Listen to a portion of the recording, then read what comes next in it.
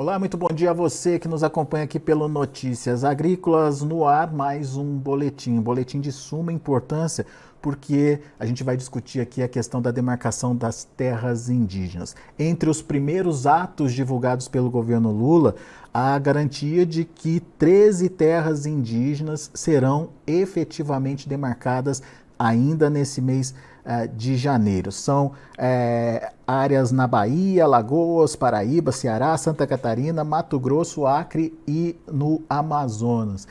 Enfim, o que essa demarcação está mostrando para a gente e quais os riscos e consequências de avanço desse processo aí, principalmente em áreas onde a agricultura brasileira ela se desenvolve. A gente convidou a doutora Luana Ruiz, advogada, mestre em Direito Constitucional. Doutora Luana acompanha de perto toda essa questão das demarcações e a gente, óbvio, quer entender, doutora, seja muito bem-vinda, obrigado por estar aqui com a gente, nos ajudar a entender esses atos iniciais aí do governo Lula, né? O que é essa sinalização, o que é essa indicação traz de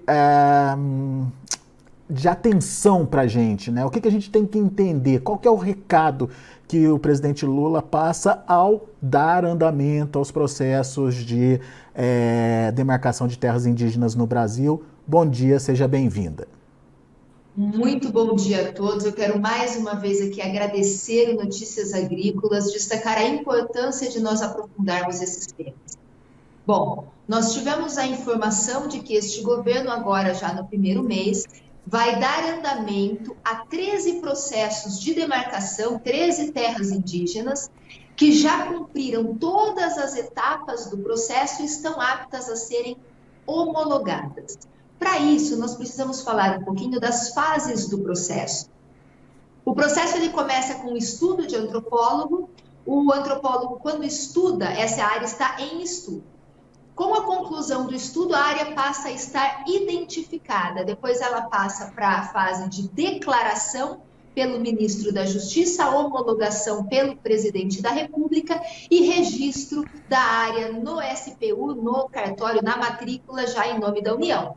Então, essas áreas, elas passaram por todas as etapas e estão aptas a serem homologadas. Qual é a delicadeza da situação?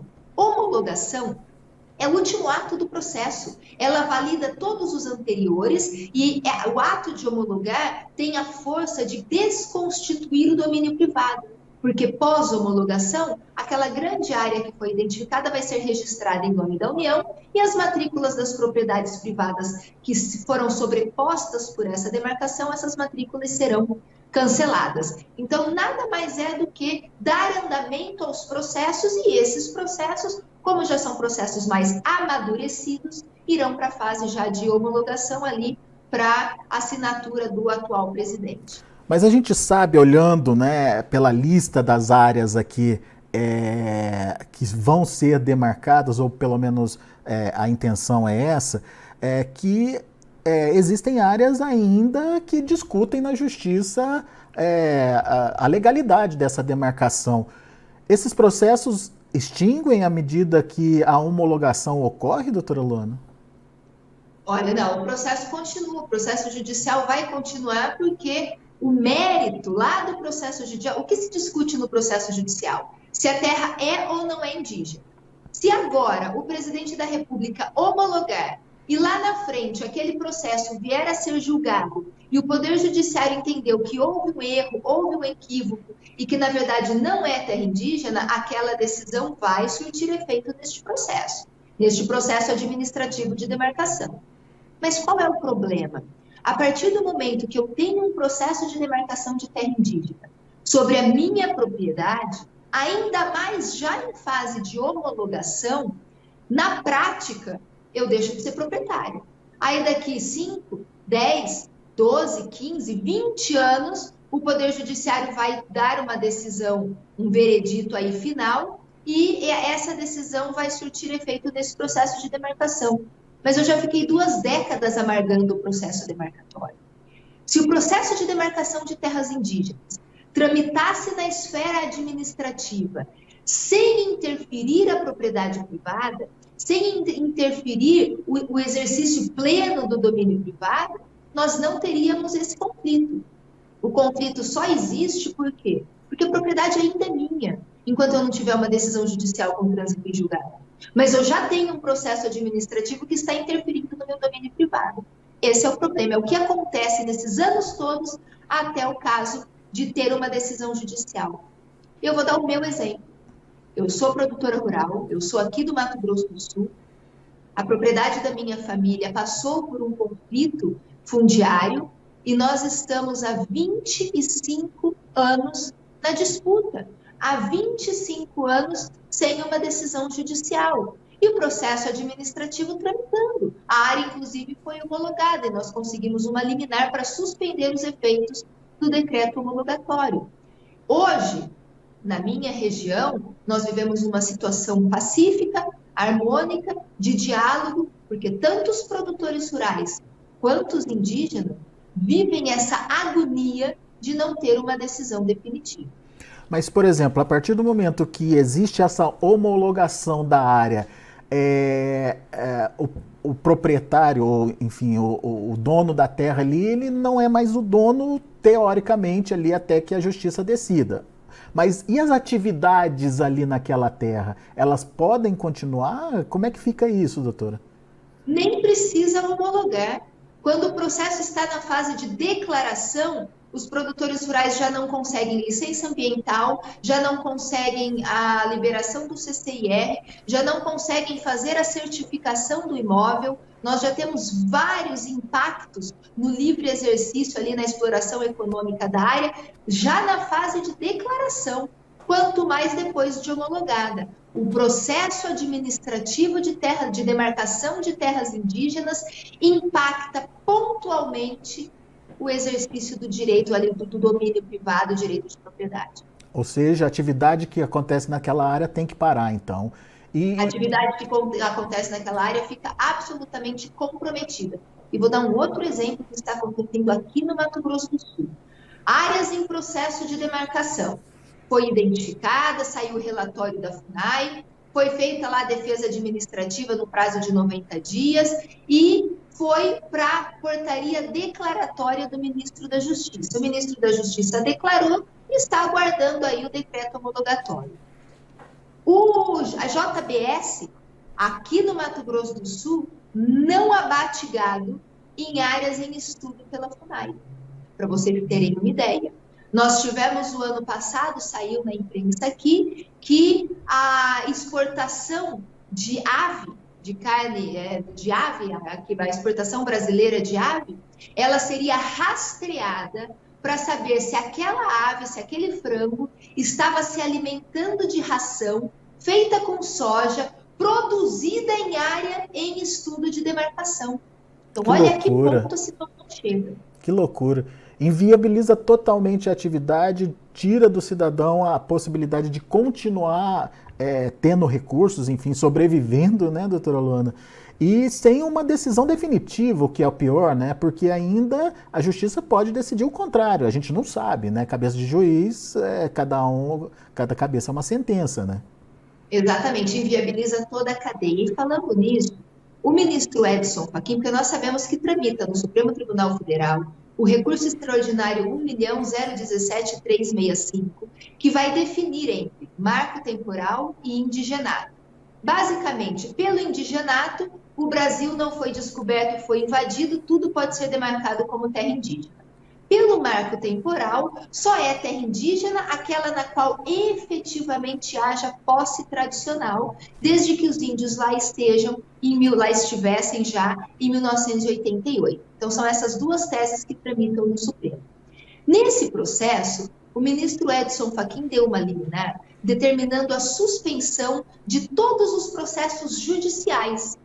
Nós, produtores rurais, eu como advogada, aquilo nos perturbou, porque nós temos a espada pendurada em nossa cabeça e não podemos ter a tramitação dos processos para avançar, para definir, afinal de contas, se é terra indígena ou não, para nós podermos continuar produzindo e os índios também, como eu disse, vivem aí nessa aflição. E nós não gostamos muito daquela decisão do ministro Edson Fachin de suspender os processos. Mas a fundamentação da suspensão do processo é a seguinte: para tudo. Vamos definir, é indigenato ou marco temporal? Depois de definido, aí nós continuamos a tramitar, justamente para evitar essas incoerências. Só que se nós estamos falando de coerência, o para tudo tinha que ser para os processos judiciais e para os processos administrativos também, que foi o que o Bolsonaro fez. O Bolsonaro nunca foi contra a demarcação de terras indígenas. Ele era contra a demarcação de propriedades privadas como se terras indígenas fossem. No governo Bolsonaro, nós tivemos um para tudo, não para obstar as demarcações, mas para fazer demarcação coerente. É isso que eu esperava que acontecesse. Se é para tudo em todas as áreas, no judicial e no administrativo. Define, afinal de contas, o que é terra indígena, o que é propriedade privada, qual é o marco temporal, qual é o marco indenizatório, se é que teremos esse marco, e aí a gente retoma com coerência. Pois é, o problema é que, inclusive, a votação dessa lei do indigenato versus marco temporal também parou, doutora. Esse é outro problema, né?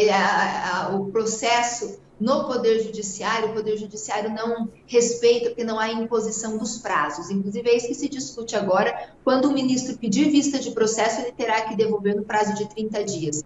Vocês acompanharam a questão de uma possível proibição de demissão de funcionários sem justa causa. É um processo que tramita aí há mais de 20 anos e os ministros vão pedindo vista e não devolvem o processo. E agora parece que vai haver o entendimento de que quando o ministro pedir vista, ele tem que devolver no prazo de 30 dias. E foi isso que aconteceu no caso do marco temporal e indigenato nesse recurso extraordinário. Os ministros foram pedindo vista, o processo foi sendo retirado de pauta e fica aí essa indefinição.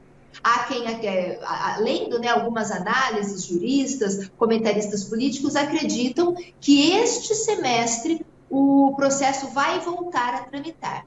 Essas analistas também acreditam que não tramitou ano passado, porque nós estávamos em um ano eleitoral, uma polarização, uma eleição extremamente acirrada, e sabemos o quanto as pautas que relativizam a propriedade privada são caras ao nosso candidato, ao nosso presidente Bolsonaro, e o quanto que as pautas sociais dessa linha mais socialistas são caras ao atual presidente Lula. Então, acredita-se que nessa dicotomia aí, nessa polarização, o Supremo achou por bem tirar de pauta para não colocar mais lenha na fogueira. Então, acredita-se agora que ainda este semestre nós retomaremos essa discussão lá no STF. Pois é, só que daí o contexto político é outro, doutora Luana.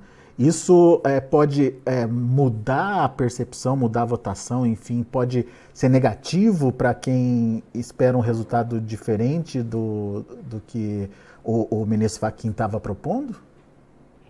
No sistema que nós temos de pesos e contrapesos, do equilíbrio entre os três poderes, é normal que, abrindo esse diálogo, a linha política e ideológica, a linha de valores de um dos poderes acabe interferindo no outro. É normal a abertura de diálogo entre o Poder Judiciário e o Poder Executivo, abrindo esse diálogo, que as linhas do presidente Bolsonaro, de segurança jurídica, de propriedade privada, fosse levada em consideração na hora pelos ministros do Supremo, na valoração dos seus julgados. O contrário é verdadeiro. Hoje nós temos um presidente da República, uma linha ideológica que assume o poder executivo, diferente daquela que nós tínhamos. Nós temos uma linha mais social, mais socialista, uma linha que relativiza mais a propriedade privada. E essa abertura de diálogo pode, sim, interferir aí na valoração dos nossos ministros ao julgarem esse processo. Outra questão também fundamental da interferência deste governo no resultado é que o governo eleito, o presidente eleito, ele nomeará os próximos 2 nomes para sentar as cadeiras do Supremo. Quem serão essas pessoas? Qual o entendimento dessas pessoas? Qual a linha ideológica? Qual a convicção jurídica, né? Então, nós teremos aí, com certeza, uma interferência, o que é normal. A interferência, quando se abre o diálogo, que haja essa interferência, não uma interferência impositiva, mas uma interferência de ideias entre os poderes. A gente viu isso acontecer, enfim, não cabe agora nessa discussão nossa aqui, mas a gente já viu essa questão do aparelhamento do Estado, enfim, acontecer. Agora, doutora, para o agronegócio em si, além dessas 13 áreas que já estão sendo demarcadas, qual que é o risco real? Eu até separei aqui alguns números para vocês terem uma noção. Pelo site da FUNAI, nós temos hoje 701 terras indígenas no total, em todas as fases possíveis. Dessas 701 terras indígenas, 114 estão em estudo. Então, são novas áreas que nós nem sabemos o tamanho que terão e nem sabemos quantas propriedades vão impactar. Tá? Então, são 114 lá no site da FUNAI em estudo. A 6ª Câmara do Ministério Público Federal publicou uma relação que nós temos 332 áreas sem providência, ou seja, é uma fase antes de em estudo. Se eu somar as em estudo, 114, com as sem providências, 332, eu tenho aproximadamente 450 novas terras indígenas. 450 novos processos que nós nem sabemos ainda o tamanho que terão e quantas propriedades vão impactar. Isso em todo o território nacional. Além dessas 700 que já existem, então, é isso? Não, dessas 700 a gente tira as 114. Então, tá. Hoje, além das 686 que já existem, nós vamos ter mais 450. É mais da metade. Tá? O que isso significa, eu não sei. Porque são coisas que ainda vão sair do forno aí dos processos demarcatórios. Bom, o fato é que essa sinalização do governo Lula de avançar com processos de demarcação mostra que a situação, de fato, vai ser cumprida, certo? Acredita-se que sim. Os processos vão avançar, né? E uma coisa importante, a demarcação de terras indígenas é necessária. O governo Bolsonaro, o governo Lula, o governo que assumir em 2026, tem que fazer a demarcação de terras indígenas, porque é uma previsão constitucional. Os indígenas têm direito territorial e esse direito tem que ser preservado, tem que ser garantido. O problema é a forma como se interpreta esse direito. E nós voltamos no começo da nossa conversa. Se nós vamos defender o indigenato, que qualquer centímetro quadrado pode ser demarcado, um rolo compressor passando sobre toda a estruturação de domínio privado no nosso país, aniquilando inclusive a produção de base, que é a que garante a estabilidade da balança comercial brasileira, ou nós vamos ter o marco temporal, que garante sim os direitos territoriais indígenas naquelas áreas onde há posse tradicional e nas áreas onde não há posse tradicional, onde nós precisamos entregar propriedades privadas aos indígenas, que se promova a criação de reservas indígenas. Porque pelas reservas indígenas nós fazemos uma desapropriação, justa e prévia indenização àquele produtor rural que pode tocar sua vida em outro local, para que aquela área seja, então, destinada às comunidades indígenas. Eu pergunto, por que malhar em ferro frio, insistindo no indigenato que atende às comunidades indígenas e exclui do ordenamento jurídico o produtor rural? Por que nós não unimos forças, esforços, todos nós eleitores do Bolsonaro, os eleitores do Lula, unimos esses esforços, os produtores rurais e os indígenas, para defendermos o marco temporal, para garantirmos a propriedade privada, em uma leitura em que eu consigo também defender os direitos indígenas. Só que neste caso, quando se demarcar propriedade privada para indígenas, eu viabilizo a indenização. Porque nós não podemos fazer festa com chapéu alheio, que é o que essa política do indigenato pretende. Muito bem. Muito clara, todas as considerações trazidas aí pela doutora Luana Ruiz aqui para a gente no Notícias Agrícolas. Obviamente a gente vai acompanhar os desdobramentos aí dessa nova fase relacionada à demarcação de terras indígenas. Essa sinalização do governo Lula mostra que a intenção é realmente avançar aí com esses processos de demarcação. E, obviamente, quando isso acontece, a doutora Luana explicou muito bem aqui para a gente que é como tirar ou acabar com toda a possibilidade do produtor rural que está naquela área sendo estudado, ou pelo menos sendo caminhando para a homologação, a viabilidade do trabalho, a viabilidade da produção. Então, isso é questionável, a gente precisa discutir muito esse tema para que, de fato, essa situação seja a mais ponderada, a mais bem discutida possível aí para evitar problemas e evitar erros, né, doutora Luana, que no final das contas pode trazer consequências graves para quem produz, principalmente, né? Exatamente. E uma coisa importante que seria também suspender os processos administrativos. Vamos esperar a definição interpretativa e depois, decisão judicial nós temos que cumprir. Vamos trabalhar com afinco na discussão de ideias e no debate para que aquela decisão judicial que virá no futuro venha de forma coerente para abraçar todos os brasileiros. Muito bem. Doutora Luana, obrigado, viu, pela participação. Volte sempre. É sempre bom ouvi-la, que esclarece, abre a mente aqui da gente para entender o que está acontecendo e, mais do que isso, entender o que vem por aí. Volte sempre. Mais uma vez eu agradeço, deixo o meu abraço para todos os produtores rurais e todos os brasileiros que acompanham e um parabéns aí ao Notícias Agrícolas por abrir esse espaço. Muito obrigada. Muito obrigado. Até a próxima.